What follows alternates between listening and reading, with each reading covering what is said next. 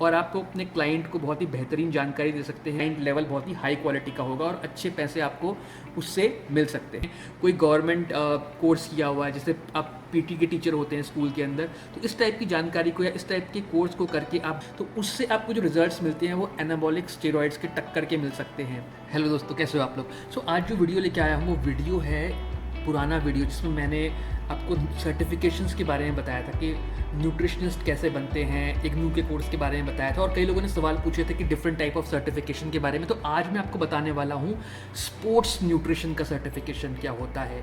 एक होता है जनरल न्यूट्रिशन न्यूट्रिशनिस्ट और एक होता है स्पोर्ट्स न्यूट्रिशन। तो उसके बारे में मैं आपको बताने वाला हूँ, और दोनों में डिफरेंस क्या है और कोर्स कंटेंट क्या होता है वो भी मैं आपको आज यहाँ पे दिखा रहा हूँ। तो शुरू करते हैं आज का वीडियो, मेन टॉपिक पे आते हैं। तो स्पोर्ट्स न्यूट्रिशन सर्टिफिकेशन क्या होता है। तो बहुत सारी एजेंसीज कराती हैं ये, तो कोई स्पेसिफिक हम सर्टिफिकेशन की एजेंसी के बारे में बात नहीं करेंगे। हम जनरल किसी भी सर्टिफिकेशन एजेंसी के बारे में हम ये कोर्स कर सकते हैं, उससे सर्टिफाइड हो सकते हैं।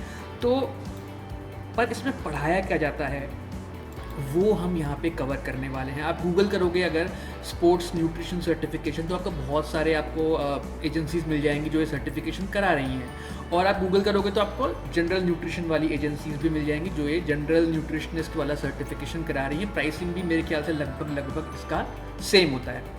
तो अब अगर हम कवर करें कि हमारा स्पोर्ट्स न्यूट्रिशन सर्टिफिकेशन क्या क्या चीज़ें कवर करता है, तो कुछ टॉपिक्स हैं जो मेनली कवर होते हैं और सारी ही एजेंसीज उसके ऊपर फोकस करती हैं। तो आपको इसमें बताया जाएगा कि जो स्पेसिफिक स्पोर्ट्स होते हैं, जैसे कि आपका क्रिकेट हो गया, रनिंग हो गया, बॉक्सिंग हो गया, ये सारे स्पोर्ट्स जो हैं, मतलब कहने का मतलब ये है कि सिर्फ बॉडी बिल्डिंग तक सीमित नहीं है ये सारे स्पोर्ट्स, यानी कि कोई भी आप ओलंपिक्स के लिए प्रैक्टिस करते हैं, जो रेसलिंग हो रही है, हर तरह के स्पोर्ट्स के लिए इसके अंदर जो है आपको बताया जाता है, पढ़ाया जाता है। आपको protein, lipid profile, intake, vitamins, minerals, सब के बारे में आपको बहुत अच्छे से जानकारी दी जाती है। लेकिन आप पूछेंगे कि ये जानकारी तो आपके जनरल न्यूट्रिशन वाले सर्टिफिकेशन में भी होती है। तो हाँ, इसका आंसर है बिल्कुल होती है, और कैसे डिफरेंट है यहाँ पे वो मैं आपको बताता हूँ। तो अगर हम और डिटेल में जाएंगे तो यहाँ पे आपको बताया जाएगा कि एनाटॉमी ऑफ एथलीट की बॉडी कैसी होती है, उसकी बॉडी कंपोजिशन कैसा होता है, कैलोरी नीड्स स्पेसिफिकली, जो एक एथलीट है, कोई अगर बॉक्सर है तो उसके लिए कैलोरी नीड क्या रहेंगी, अगर वो 55 kg कैटेगरी में खेल रहा है तो उसके लिए कैलोरी, उसका जो प्रोग्राम है वो कैसे तैयार होगा। तो ये सब चीज़ें इसके अंदर डिटेल में समझाई जाती हैं। आपको स्पेसिफिक अप्रोच और कॉन्सेप्ट्स के बारे में सिखाया जाता है। फॉर एग्जांपल स्क्रीनशॉट में आप जो देख रहे हैं वो है ग्लाइकोजन लोडिंग, यानी कि किस पॉइंट के ऊपर उसके अंदर ग्लाइकोजन लोडिंग की जाएगी, किस पॉइंट के ऊपर कार्बोहाइड्रेट लोडिंग की जाएगी। तो ये सब चीज़ें भी इसके अंदर बहुत डिटेल में सिखाई जाती है। अब मैं कुछ और अगर एग्जांपल दूँ, इसके जो मैंने नोट्स में इतने लिखे हुए हैं, और मैंने जब इसकी बुक को मैं रिव्यू कर रहा था तो मैंने देखा कि उसके अंदर जैसे आपको एग्जांपल दे सकते हैं कि क्रोमियम कब किस पॉइंट पे ऐड करना है, यानी कि जो स्पेसिफिक सप्लीमेंट्स हैं जिसके बारे में हम बात करते हैं, स्पेशली बॉडी बिल्डिंग में तो हम बात करते हैं क्योंकि मैं थोड़ा जानकारी उसके बारे में ज़्यादा रखता हूँ। तो क्रोमियम कब ऐड होता है, क्रेटीन की लोडिंग किस टाइम पर रहेगी, कटिंग के टाइम पर क्या होगा, और ऐसे ही उसके अंदर आपको हर स्पोर्ट्स के बारे में बताया जाएगा। इवन मैंने ऐसे एग्जाम्पल्स भी देखे कि राइट टाइम पे अगर आप कुछ स्पेसिफिक विटामिन की कॉम्पोजिशन को ऐड करते हो कुछ स्पेसिफिक फूड आइटम्स के साथ, तो उससे आपको जो रिजल्ट्स मिलते हैं वो एनाबॉलिक स्टेरॉइड्स के टक्कर के मिल सकते हैं। तो ये भी इसके अंदर बताया गया है। हाँ, अगर आप सोचते हो कि एनाबॉलिक स्टेरॉइड्स के बारे में डायरेक्टली इसके अंदर बताया गया होगा, तो ऐसा नहीं है। जनरली किसी भी सर्टिफिकेशन के अंदर एनाबॉलिक स्टेरॉइड्स के बारे में जानकारी नहीं होती है। हाँ, आपको उसके बारे में उस नाम का बार बार बताया जाएगा कि एनाबॉलिक स्टेरॉइड्स क्या हो सकते हैं या बॉडी एनाबॉलिक स्टेट में कब है, बट डायरेक्टली ये सब जानकारी नहीं दी जाती है। लेकिन ओवरऑल मैं कहूँगा कि बहुत ही बेहतरीन, बहुत ही डिटेल ओरिएंटेड कोर्स होता है अगर आप स्पोर्ट्स न्यूट्रिशन की दुनिया में जाना चाहते हैं, यानी कि आप कोच बनना चाहते हैं उन लोगों के जो स्पोर्ट्स के अंदर हैं, स्पेसिफिक स्पोर्ट्स खेलते हैं, या आपने कोई गवर्नमेंट कोर्स किया हुआ है, जैसे आप पीटी के टीचर होते हैं स्कूल के अंदर, तो इस टाइप की जानकारी को या इस टाइप के कोर्स को करके आप बहुत ही स्पेशलाइज्ड हो सकते हैं और आपको अपने क्लाइंट को बहुत ही बेहतरीन जानकारी दे सकते हैं और बहुत ही नीश लेवल का, यानी बहुत ही हाई क्वालिटी आप अपना क्लाइंट बना सकते हैं। क्लाइंट लेवल बहुत ही हाई क्वालिटी का होगा और अच्छे पैसे आपको उससे मिल सकते हैं। तो यहाँ पे एक और एग्जांपल मैं आपको दिखा रहा हूँ कि कैसे इसके अंदर अब एक ट्रेनिंग डे के अंदर क्या आप की डाइट रहेगी। 2500 कैलोरीज़ का एक इसमें डाइट प्लान समझाया गया है, 3500 कैलोरीज़ का इसमें एक डाइट प्लान समझाया गया है जिस दिन आप ट्रेनिंग कर रहे हो, और नॉन ट्रेनिंग वाले दिन आपकी डाइट डिफरेंट रहेगी। तो इसमें आप देख सकते हो कि 15% फैट है, 30% प्रोटीन है, 55% कार्बोहाइड्रेट है। तो कहने का मतलब ये है कि एग्जाम्पल वाइज आपको एग्जैक्टली सिखाया जाएगा, समझाया जाएगा कि स्पोर्ट्स में जो लोग हैं, स्पोर्ट्स पर्सन जो हैं, उनकी डाइट कैसे रहेगी, किस पॉइंट पे कैसे वो खाएंगे और ट्रेनिंग करेंगे।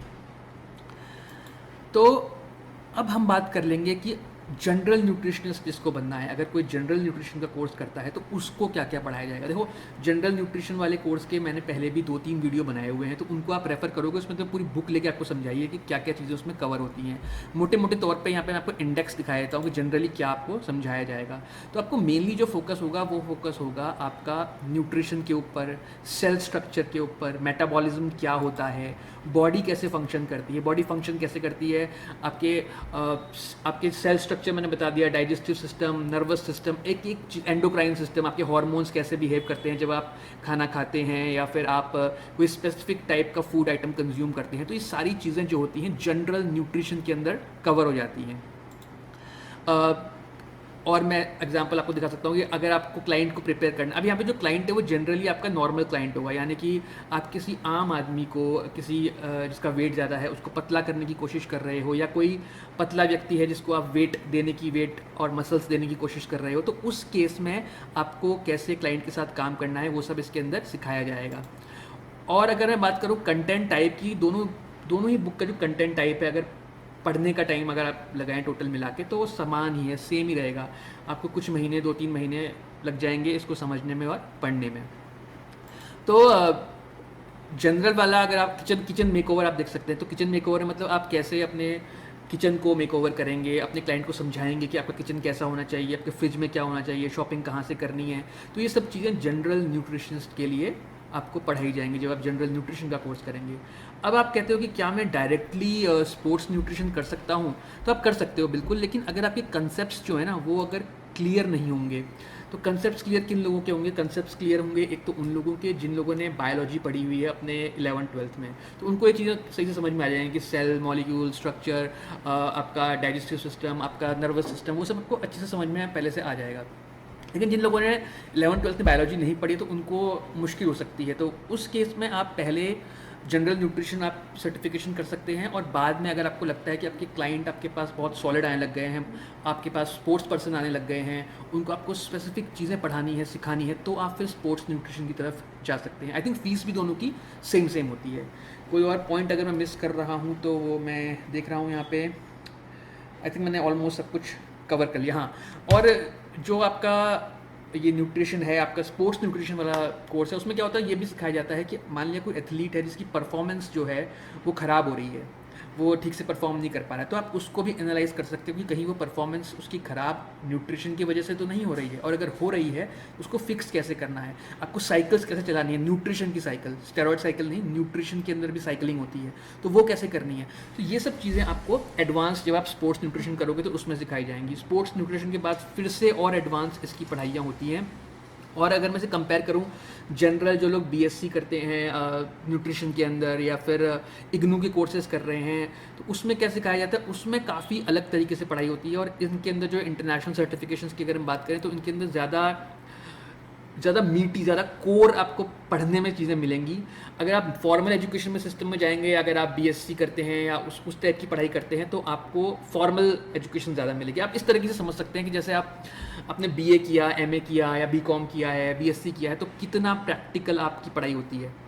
बशर्ते अगर और मतलब कंपैरेटिवली अगर आप कोई और कोर्स करते हैं, किसी इंस्टीट्यूट से जाके कोई कंप्यूटर कोर्स कर लेते हैं, या कोई बहुत अच्छे टीचर से आप फिजिक्स पढ़ रहे हैं जो बहुत प्रैक्टिकली आपको पढ़ा रहे हैं, तो आपको कितना समझ में आता है, तो आपकी कितनी ग्रास्पिंग होती है। तो वही आप इस तरीके से समझ सकते हो कि फॉर्मल अगर आप पढ़ते हो, कोई और यूनिवर्सिटी का कोर्स करते हो, बीएससी वगैरह, तो आपको बहुत फॉर्मल पढ़ाया जाएगा। अगर सर्टिफिकेशंस करते हो तो आप काफ़ी प्रैक्टिकल चीज़ें भी पढ़ोगे, समझोगे, एग्जाम भी उसी टाइप से होगा। वहाँ काफ़ी थ्योरेटिकल एग्जाम होगा, सर्टिफिकेशन में ऑब्जेक्टिव टाइप्स भी होंगे, केस स्टडीज़ भी होंगी, एसेज भी होंगे, तो काफ़ी प्रैक्टिकल टाइप पढ़ाई होगी जो आप काफ़ी टाइम तक रिटेन कर सकते हो। तो क्वेश्चन है तो आप मुझे इंस्टाग्राम में भी पूछ सकते हो और कमेंट भी कर सकते हो। मैं जनरली रिप्लाई करने की कोशिश करता हूँ।